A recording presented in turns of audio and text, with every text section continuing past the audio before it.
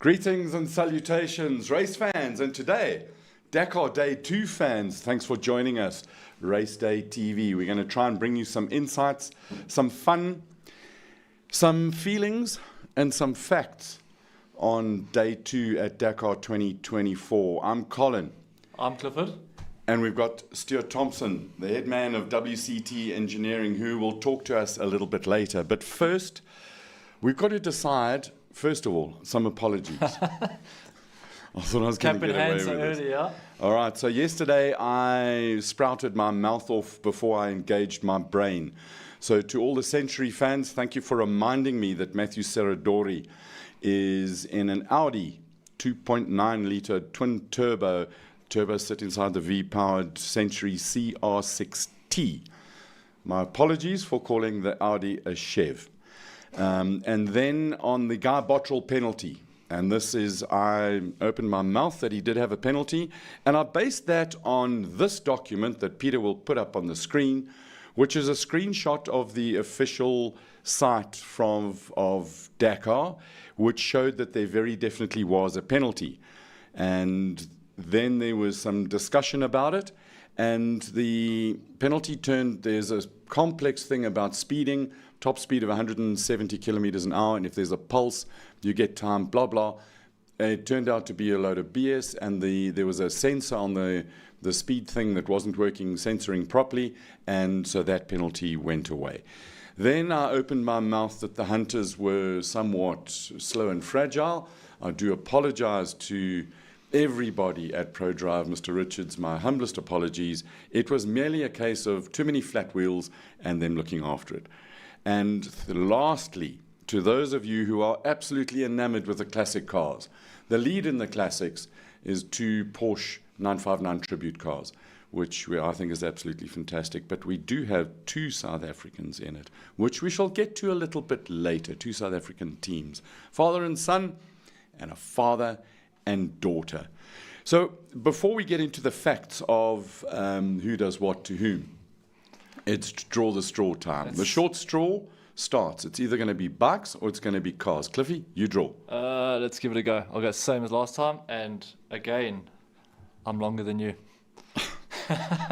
That's what she said. Exactly. Right, so cars today.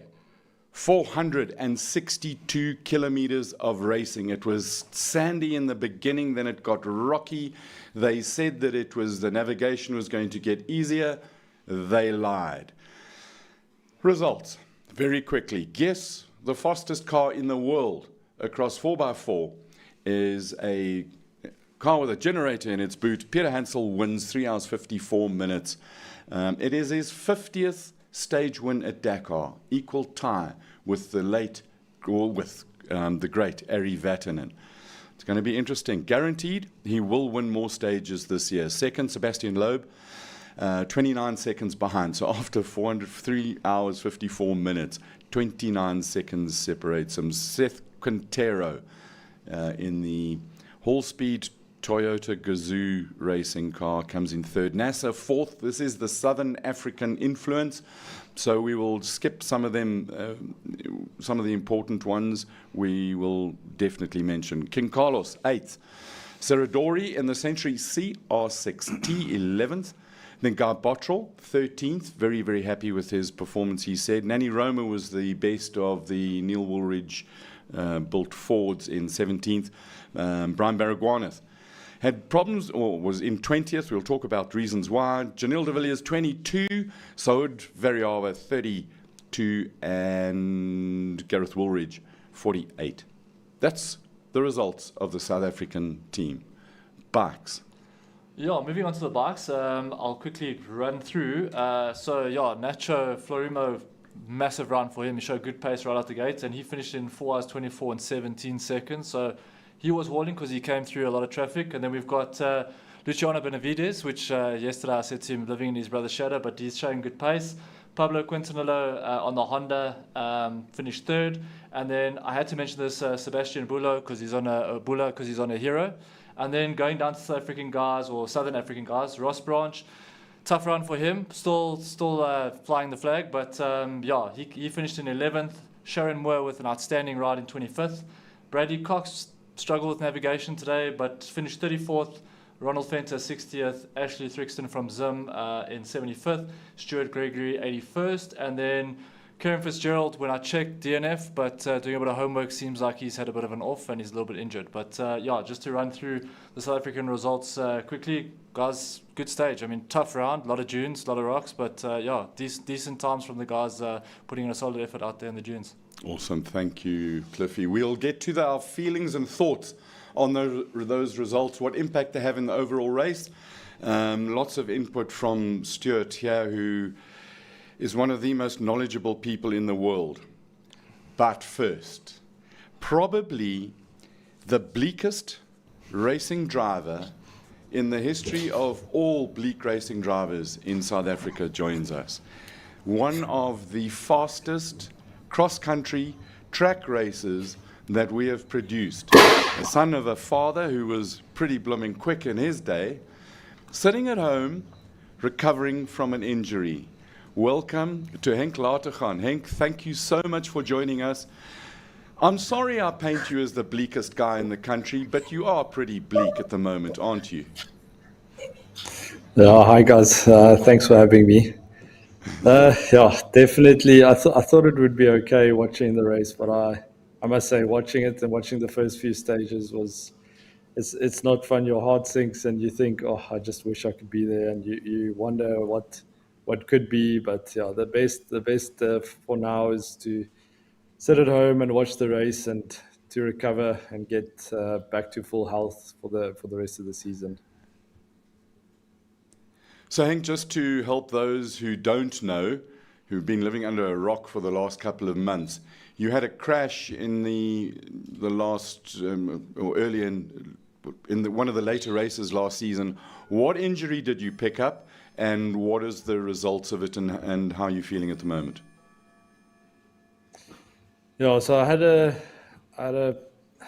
didn't think it was a very big crash. It was the second last round of the South African season, and yeah, unfortunately, it was very similar to my crash 3 years ago at Dakar, where I hit a big ditch. The wheel stayed on. The car was actually quite okay. They actually drove it out later, but I held on to the steering wheel trying to save it, and it ripped my shoulder down, and I dislocated my shoulder backwards.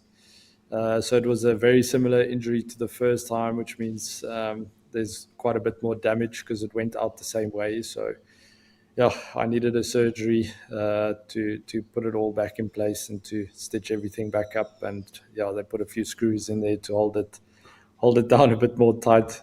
So hopefully, if I recover now, it's going to be fixed and good to go for the next few years. How's your recovery going? Are you still in the bones healing and screws knitting and that sort of part, or have you started to get into the strength and recovery part of your training? So the bones mending and wounds healing part's finished now. I was in a sling for 8 weeks, most frustrating thing ever because it was quite an awkward sling to wear. So that part's at least done. Now at the moment I'm a few weeks into physio, so starting to get the range back. Literally when my arm came out the sling, I couldn't lift anything. I couldn't even lift my arm. It was basically frozen next to my body. And now I can at least touch the top of my head and or drink from a glass and that sort of thing. So it's getting a lot better, but it's not at the strengthening phase yet. So I'm still very weak. My one arm is tiny and the other one is, let's say, semi-normal size. Not that I was a big guy ever, but yeah, I think maybe after this I'm going to have to strengthen it a bit more to make sure it doesn't get hurt again. And how long do you think it'll be before you get back behind the wheel of a cross country or even the Porsche Cup car on the track? So the doctors and physios are telling me probably if everything goes well, the more I go through this thing, it sounds like there are a few things that can go wrong and that can put a bit of a delay on the recovery. But so far, everything's going well. So I'm hoping to be back in a car mid-March probably. if we want to push it and be a bit brave, which I don't think of. Well, I think the doctor's going to fight with me if I try doing it, but probably mid-March. I think your dad will fight with you as well. I mean, this can be a career-defining moment. But enough of your injury. We talk about Dakar and the pace people drive.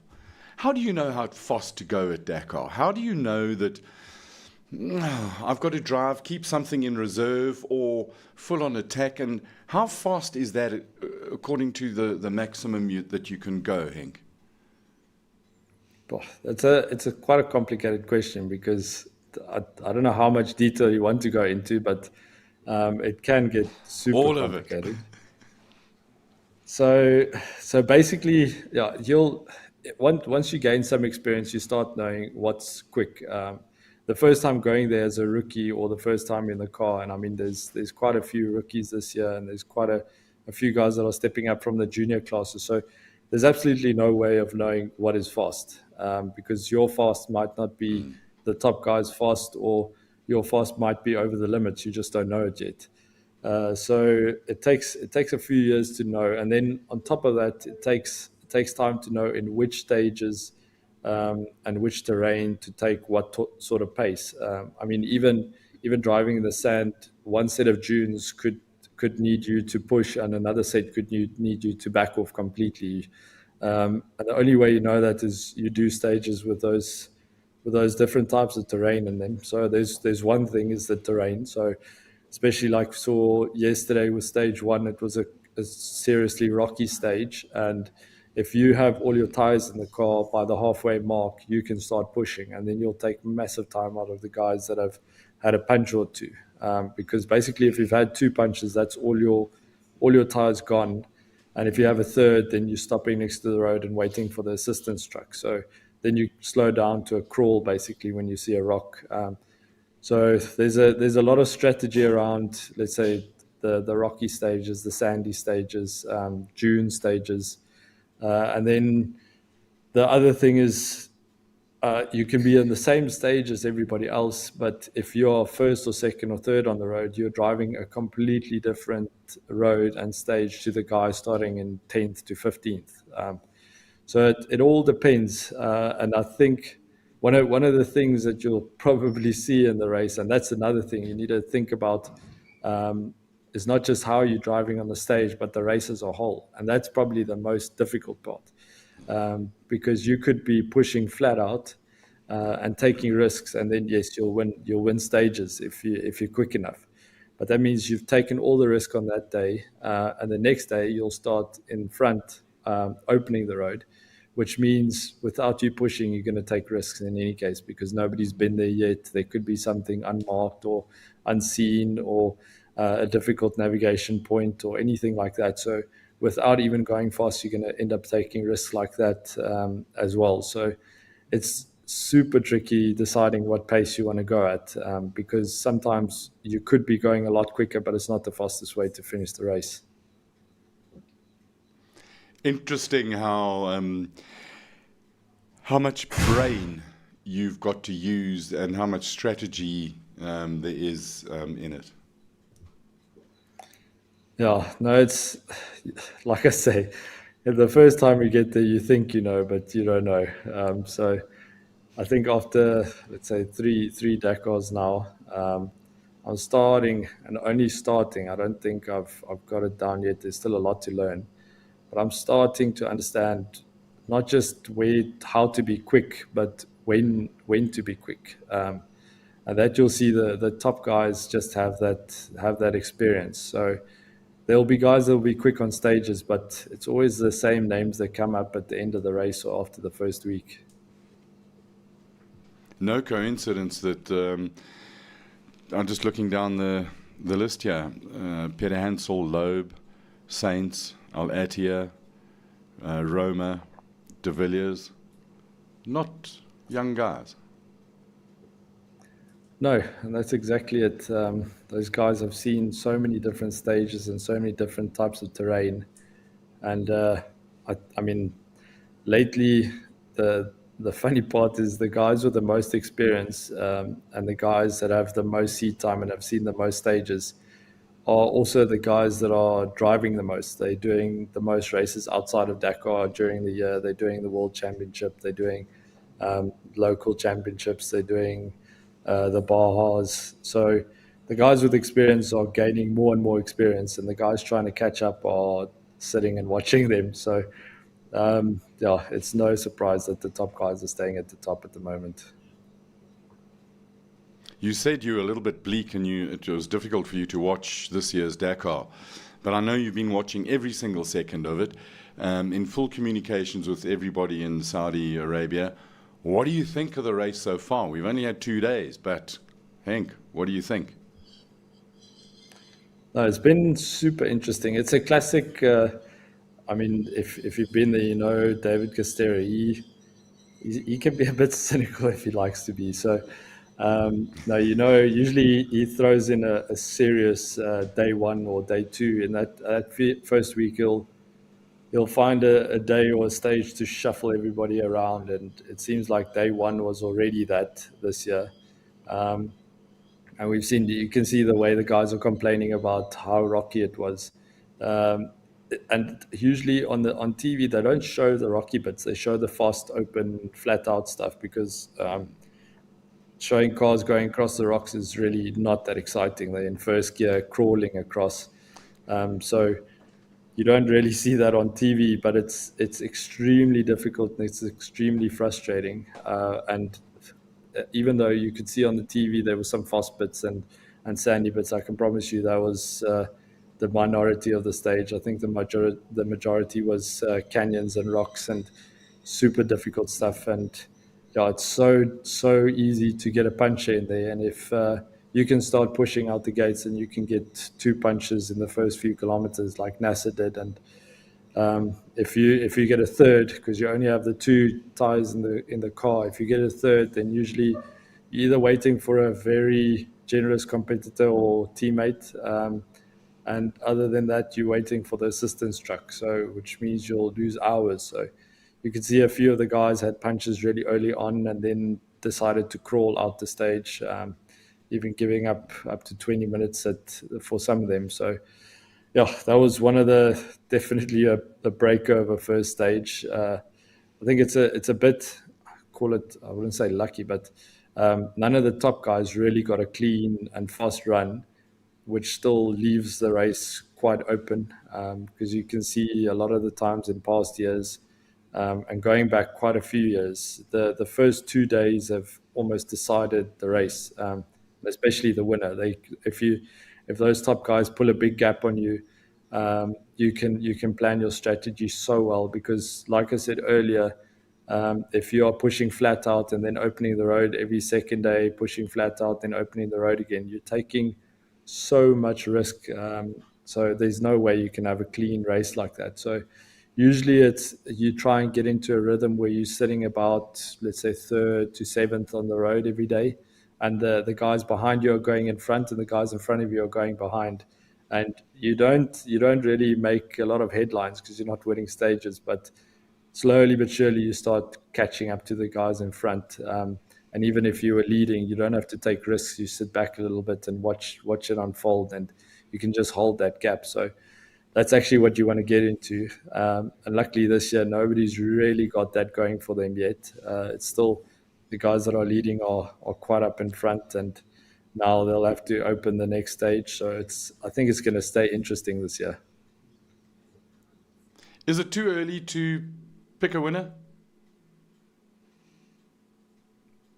Can't pick a winner in the first week, and even then, unless the guys got half an hour or an hour on the rest of the field, it's still not easy to pick a winner. All right, we'll leave it with that, Hank Lategan. I could carry on talking like this. I find it absolutely interesting, and I know as do you, Stuart and Cliffy, but we need to move on with the rest of the story. I've got voices in my head telling me to do all sorts of things.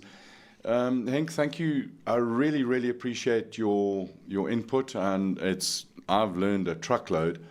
And thank you very much for joining us. And good luck with the recovery. Get strong. We need to see you on the start line of the first round of South African Rally Raid Series. Yeah, thank you. No, if it goes on like this, then I'll definitely be there. Good man. Thanks a lot, Hank. Blooming interesting. I mean, Stuart, you've run guys, and you know some of the things that go on in the head. Yeah, Colin, I have, but not at the sharp end. So, you know, where I've traditionally hung out in the Dakar, you sort of scratching on the fringes when it goes well of the top 10.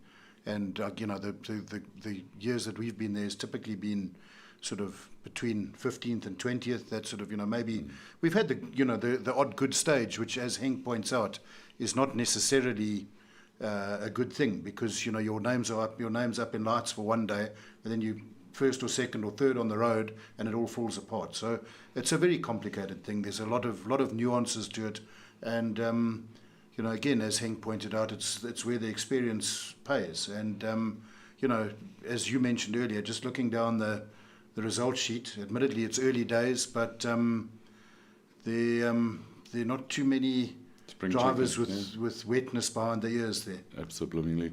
He's a future winner of Dakar, I think. I agree wholeheartedly, and I think, you know, perhaps what he's touched on is that he's done quite a lot of the hard yards, and he's gained that experience, and he's a very wise head on young shoulders. So, you know, he's you know, for a lot of these guys, Henk should really just be at the start of his career, and we already sort of look at him as a veteran. So I agree. I think the future is very, very bright. Awesome. But let's get to bikes. Before we do, we have some members of our social media team back in line, and if you've got any questions, queries, comments, corrections for some of the facts that we have, send in which platform are we focusing on today? Are we still focusing on the YouTubes? Yeah.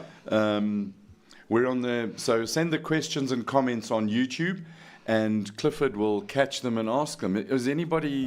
So just a few comments. So Johan Etzberg says, exciting day, thanks for the show. Key to Toy, when we were busy interviewing Henk, he said, best driver sitting at home, recover, Toyota need you, as you guys have just basically reiterated.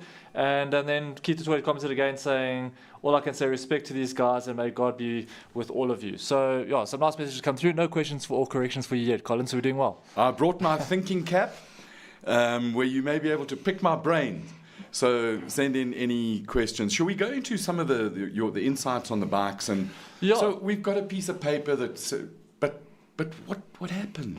Yeah, so it was an interesting day. Obviously, we touched on it, Ross Branch finishing outside the top 10, but with the time sort of made up in that and the bonuses given, still retaining the lead. So good news for Hero. But the lead now is like under 3 minutes, so it's close.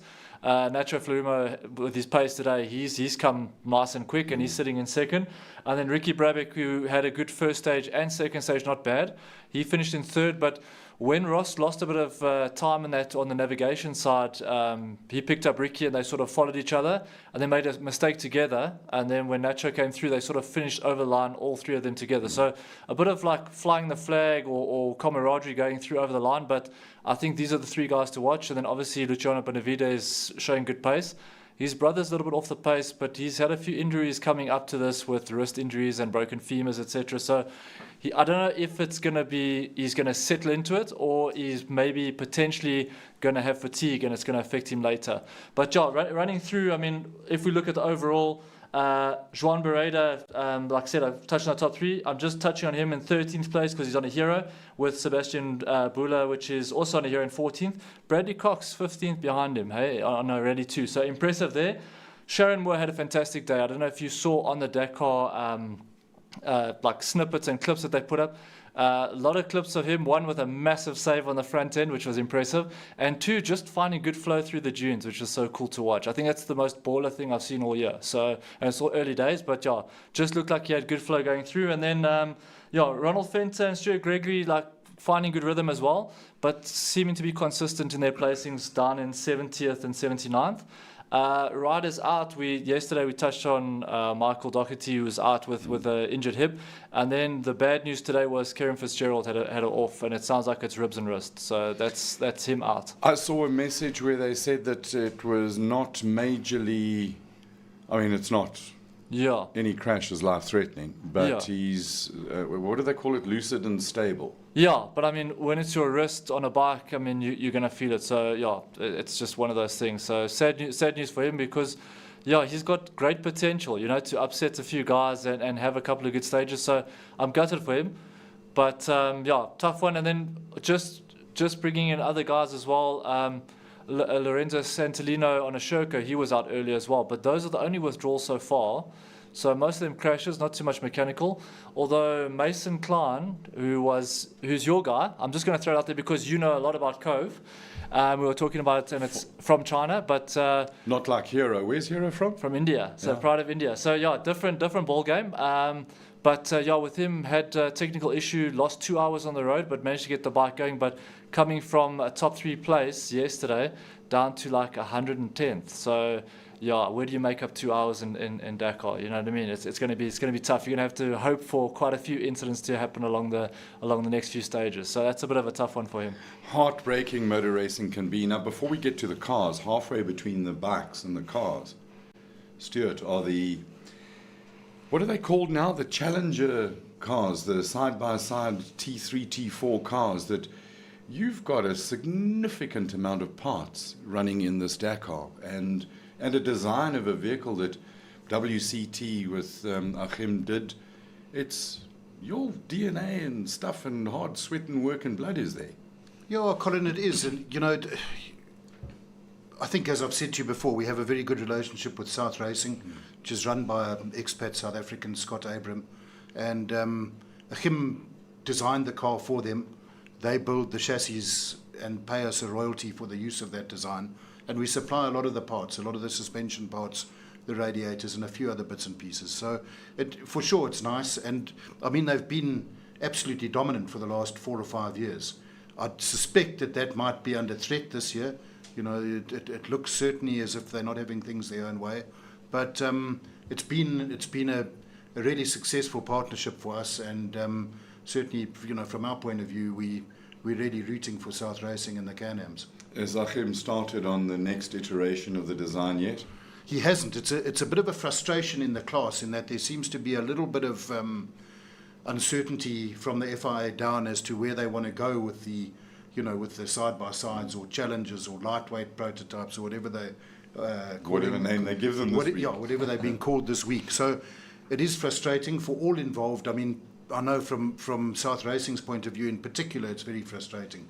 But I think perhaps where the crux of it for the FIA is they are so fast and they're so effective, particularly in a Dakar type event, that the FIA has to be very careful to pin them at the right performance level, because they already do, and potentially the way these things go with a little bit more development, they could become very embarrassing to the main cars. And I think cars are limited to 170. The smaller ones, what's it, 140? 140, yeah.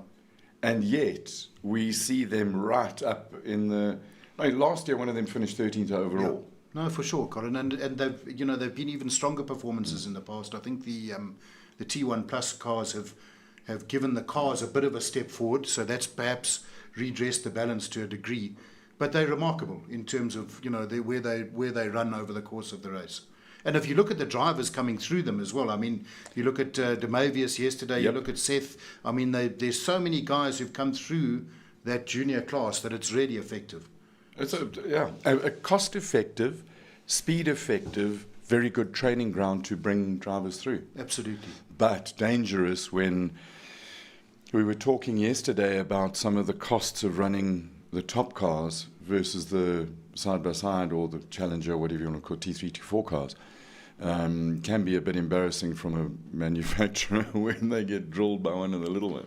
Yeah, for sure. There's always that side to it. But that said, I think, as you touched on, with all the stars aligned, a side-by-side might just sneak into the top 10. It's unlikely. Probably 15th is more likely. And, I guess Toyota don't build side-by-sides. Yes. So it's, but it's horses for courses. You know? I mean, it's obviously Can-Am and a few of the bespoke manufacturers, Yamaha and, Polaris are more involved. So it's great for what it is, but I think that they can coexist quite happily. I'm glad you raised Toyota and Dakar, because not only do you have whole lots of bits and pieces in the little cars, but you've got one WCT Toyota running in the T1 Plus with Treasury One and Henny de Klerk, Jean Moore. Yeah, we have. We've, that is the car that we have running this year, which we're not involved with from an operational point of view. The Treasury One team, led on the technical side by Chart van der Walt, is running the car. But nonetheless, we have a keen interest in it, and we're busy with a few more of those type of cars. So we certainly hope that it goes well, reliably, and quickly. It's obviously, I think it's fair to say, it couldn't have started off any worse. For circumstances largely beyond their control, but it's an absolute nightmare start for the Treasury One team.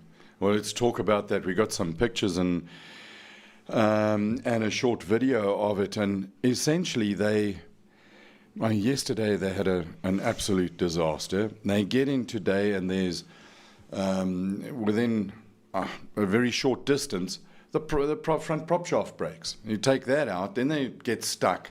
Peter, you've got some pictures of the sagas that the Treasury One team have gone through. And I'm trying to get my eyes going on just the prop shaft there, broken. Why does a prop shaft break? I don't think the prop shaft broke. I think a CV joint broke. Oh, okay. So which is almost even more unheard of. I mean, these CV joints are used by most of the runners, and they've got that fancy grease. Yeah, and they hardly ever fail. So it's massively frustrating. And I guess, as you've touched on, what it does is it just meant an absolute yet another nightmare of a day for different reasons for Henny and Jean. I mean, to tackle a 400 odd kilometers in two-wheel drive. It's a nightmare, Colin. It's and full credit to them. I believe they're out of the stage. Yeah. So they go a little bit further after they had to get towed backwards out, because two-wheel drive couldn't get them out. And then they have another issue. So Peter, you've got a bit of a video of that Henny took for us. Okay, 5:45. Now we've got a broken side shaft. I think it's all the driving and the rear wheel drive, so this left side shaft is broken, but luckily we've got MacGyver and we've got a spare one, so Juan is taking out the spare one there, and then we'll put it in promptly, and then we'll be on our way. You can see sort of getting dark here. We've got another 160 kilometers to go before we get to the before we get to the end, and then we've got another 160 or 120 to go before we get to the bivouac. Yeah, so probably another 3 hours before we reach the bivouac. Cheers. And one of the frustrations, we got a message from them, they're out of the bivouac. I'm looking at the timing, and it doesn't show that the time is out of the bivouac. And we were talking about that yesterday. Out of the stage? Yeah, out of the stage. Yeah. There's big delays sometimes on the official timing and the real world. And we're impatient creatures. I want to know it now. I think, but what this shows, Colin, and it's one of the biggest challenges in Dakar, is the smallest little thing can snowball. So you look at Henny's challenge. I mean, the CV joint breaking today is, but the point is, yesterday they should have started 40th and they started 190th. Yeah. So a long day. The car gets in late. The technicians have to wait a long time to work on the car. So instead of making a start at 5 o'clock, you get the car at 9 o'clock. That snowballs into another niggling problem today. The rear drive shaft is a result of the car as any identified running in two-wheel drive. What has it done to the right-hand drive shaft? Well, exactly. So, and the whole drivetrain is under stress. So again, the car arrives late again, a second late night in a row. Now you've got a whole lot of a bigger job list to work through. There are lots of things you have to check. It just starts snowballing, and that's the problem. And these little issues gather momentum, and until, 3 or 4 days in, if you're not very careful, it can turn into a disaster. So it's time for a regroup. They have to sit down tonight. They have to be logical. They have to work through all the issues, which I'm sure they will. But it's so easy to let it slip away. And now that's complicated by tomorrow going into a mini marathon where they're only allowed 30-minute service tomorrow night. Yeah. No, absolutely. And, Henny and John will be tired. The technicians under chart will be tired. So, fatigue so early in the race starts creeping in. And it's, I guess there's a bit of man management and human nature that creeps in too, They'll all have their shoulders drooped, and it's not what they were what they were hoping for. They prepared so well and so thoroughly. And I think, the car has shown good pace. Henny and John have shown good pace. And, I think chart prepared very thoroughly. So, the best laid plans of mice and men, but it's time now to try and turn it around. Sure they will. It's going to be... I think we need to have a talk with them, because tomorrow the crews drive far. We'll talk about that a bit later, but they've got at least some time from a crew point of view to have a bit of a rest and a regroup. If I can jump in there, you said that the guys need to be logical. In this type of scenario, what is logical? Like, if you were in that scenario now, how do you address it? What do you look at first, and what are the steps to sort of derail the snowball, if that's the right way of putting it? No, Cliff, I think that that's a very pertinent question. And the thing is, you have to prioritise, because you can't rebuild the whole car. You've only got, I don't know what time he'll finally arrive in the bivouac, but I would imagine 10 o'clock. Yeah. A team like Henny's doesn't have unlimited spare parts. They're well provisioned and well, the planning has been good. But I guess you have to just prioritise what can trip you up tomorrow. Okay. So because the car's been in two-wheel drive for 400 Ks, the drivetrain will have taken quite a lot more strain than it would do in four-wheel drive mode. I guess the positive is you don't need to look at the front, because that hasn't worked. But prioritise, try and work through the stuff that can trip you up in the next day, and just try and, as you say, just try and get the show back on the road. Would you go as a precaution to change a gearbox? In an ideal world, yes. But it's not ideal. I believe in this particular case it's not ideal. So probably not. Yeah. Prop shafts, side shafts. Yeah, you have to bearings, look at all of that. Brakes.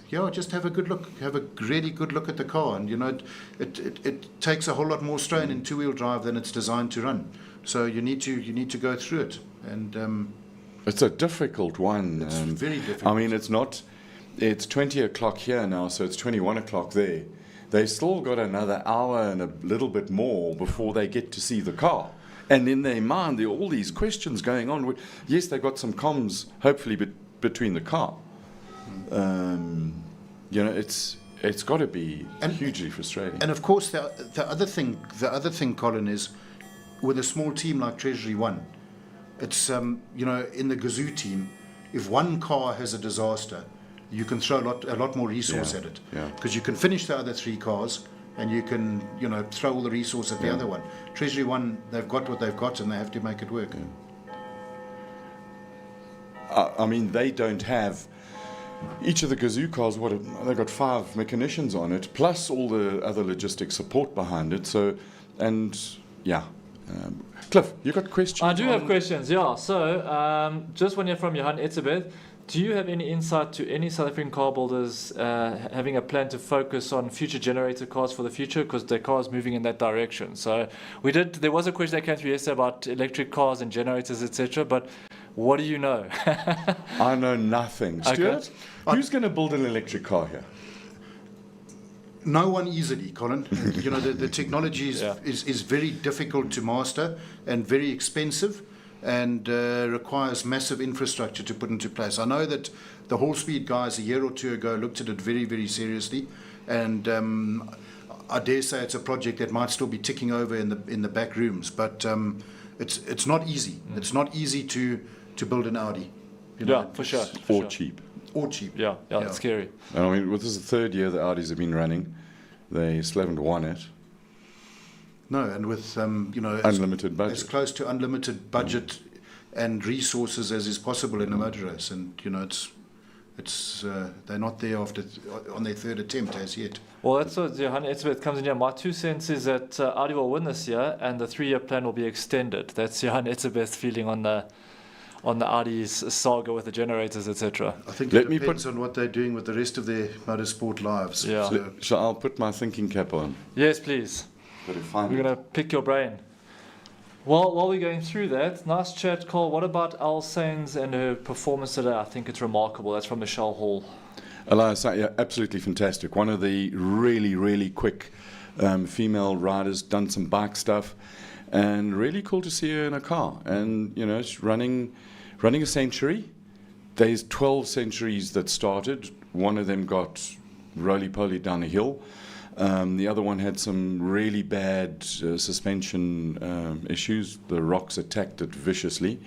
And it's good to see her going. And I think that she's would be really quick. If I was running a team and looked for, what do they call it, diversity and inclusion, I'd certainly bring her on board. Imagine you could have Revlon or some proper other non-motorsport sponsors. Yeah, bring some other sponsors to the party, 100%. Yeah. But yeah, other than that, we've got a few guys just saying, how's it, good evening, Kevin Retief, Sengiwen Luli, Kevin Retief again. Yeah, just everyone excited about the show. Not too many questions coming through, but if there is anything, Colin does have his thinking cap on, so now's the time to shine. I'll take it off because we'll wait for a question. The brain cells are flying out already as they go. Stuart, we asked Hank for predictions on winning. Would you like to venture a brave moment on who you think could win this thing? Too early? It's early days, but my fear almost is that the Audis seem to have got rid of their fragility. And if they have, I think it's going to be very difficult to stop them. Yeah, it is my fear as well. The one team that we haven't really had much news on, they said before the Dakar that it was going to be a very low-key Dakar for them, and that's the M Sport Neil Woolridge Motorsport Ford team with Nanny Roma and Gareth Woolridge in it. Great to see Ford increase their non-NASCAR motorsport involvement. And particularly with the GD3 cars, Mustang coming along, and a proper go at Dakar cross-country racing. It's very exciting, Colin. I think it's very exciting for Neil and the guys in Maritzburg. You know, they've won the South African Championship this year for the first time in 20 odd years. Gareth has had an exceptional season, and you know he's up against it. He has very little, if not zero, experience of June type conditions. Both him and Boyd are absolutely new to this. I think they did a little bit of, you know, sort of toe in the water stuff in Dubai, but they'll be learning every day. And I think they're that way inclined. You know, they'll be like sponges soaking it all up. Nanny Roma is an old hand. Yeah. I mean, he's a you know, obviously a winner on bikes and in cars, but he's coming back from serious illness.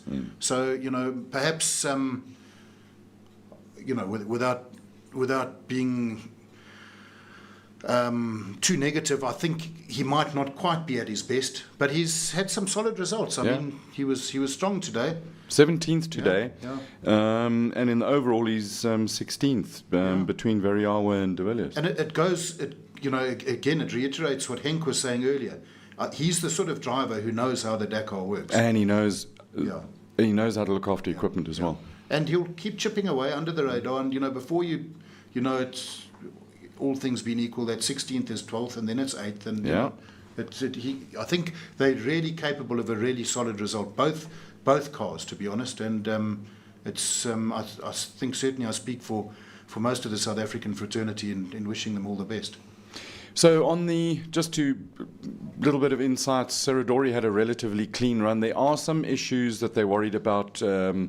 Some heat treatment on the front suspension parts. There seems to be a little bit of brittleness creeping in. That's always a frustration when you've done design, you've had stuff made before it, and then a batch comes out and it's different. And you've got all your parts out of the same batch at Dakar, and that's true. You know, and certainly he's one of the Red Bull Golden Boys. So. Yeah, absolutely. And how nice would it be the fact that he's in a Gazoo Hall-Speed Toyota.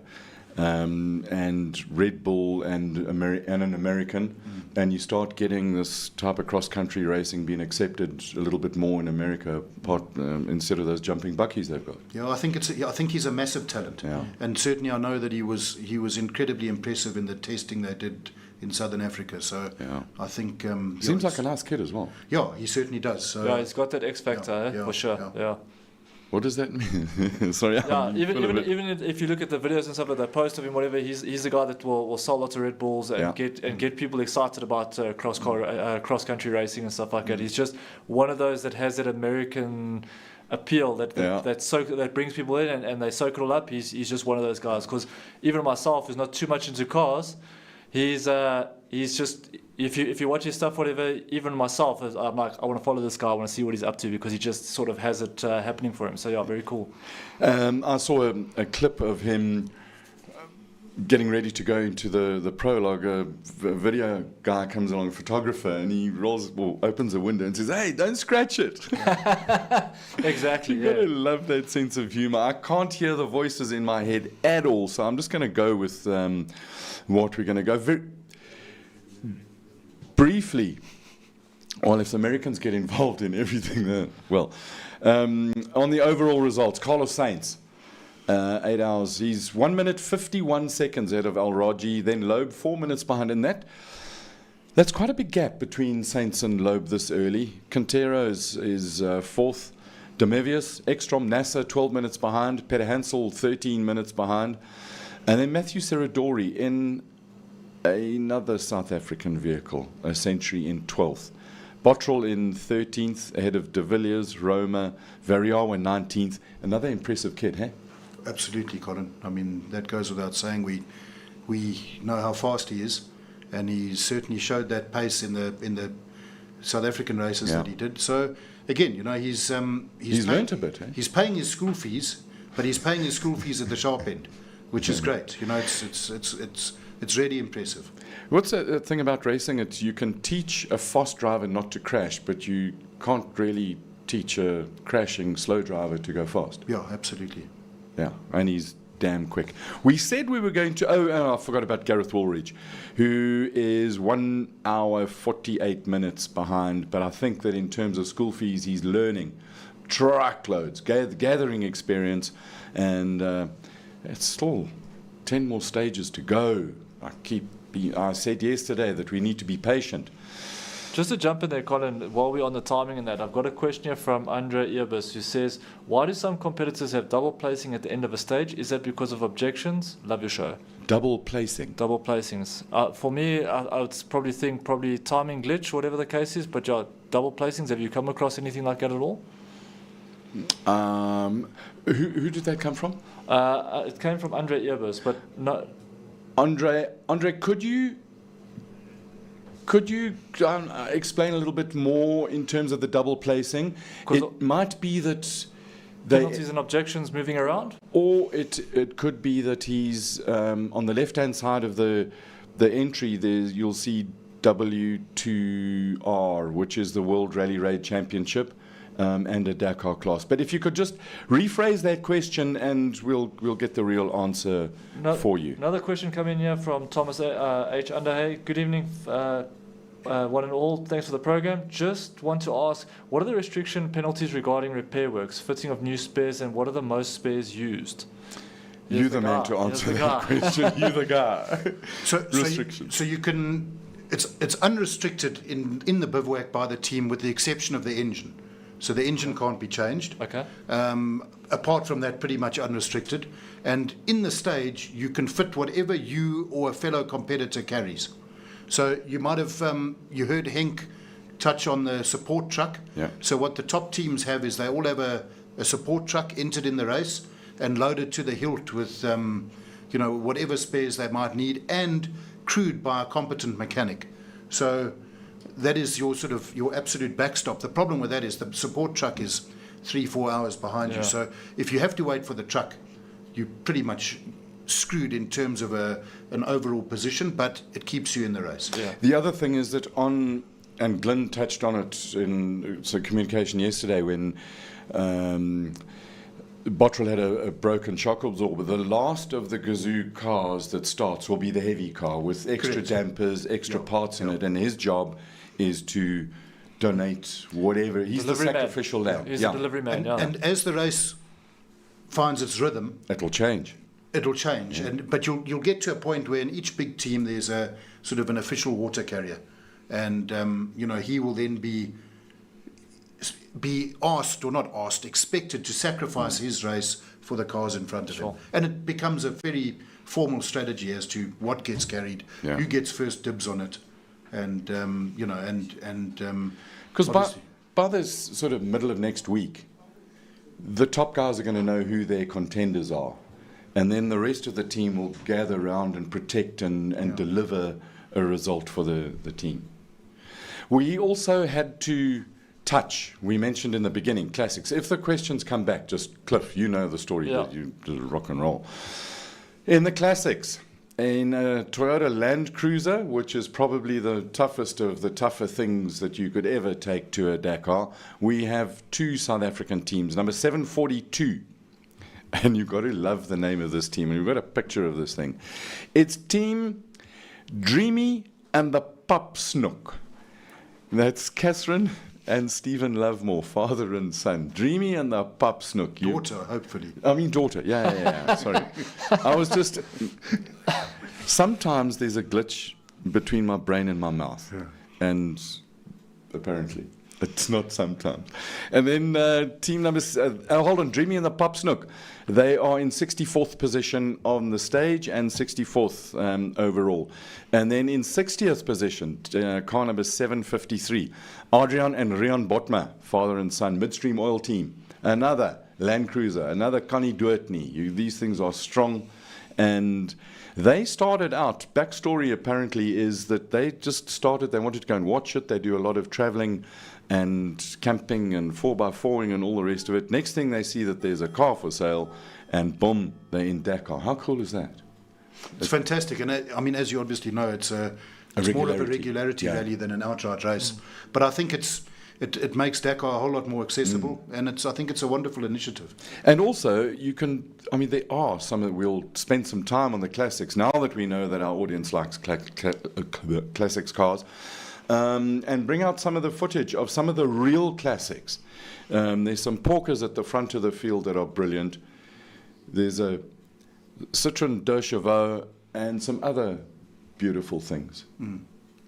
Well, on that note, have you got anything to add? Anything you'd like to No, add? Colin, I guess in closing for me, it looks very exciting. I mean, it's wide open, and more so than it has been for a while. So I guess in a way for us, we've always rooted for the Gazoo team, and they've been dominant for the last 2 years. And they certainly, while they're very much in the hunt, there's some real opposition this year. So it's going to be very tight.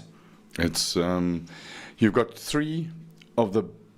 the most successful or the current world champions in Gazoo racing, and then probably two of the best funded teams in the world in ProDrive with the Hunters and Audi. So going to be absolutely fantastic. Cliffy? I'm just going to throw one thing out there. Let's go Hero. That's it. That's me. Short and sweet. Oh, you're my hero, my boy. I like the T-shirt. If anybody wants a Hero T-shirt, contact us. They are in early stages of production, and we've got another surprise bit of merchandise T-shirt coming a little bit later, which stay tuned and watch us. Thank you very much for watching. Thank you to Hank Lategan for joining us. Stuart Thompson, thank you so much for taking time out on a Sunday evening. I know you're not feeling the best, recovering from some flu. Cliffy, thanks for all your hard work. To the technical team, the rest of the social media team, the lighting department, catering, a little bit iffy on the score of 1 to 10. Yesterday was a 9. Today we'll give you, about a 7. Up your game tomorrow, guys. It's a serious thing. It's a long game. We played into our audience for you've watched us. Thank you very much. Keep the questions coming. Remember, be kind, be safe, and be lekker. We'll see you tomorrow at 7:24 in the evening. Thanks for watching. Cheers.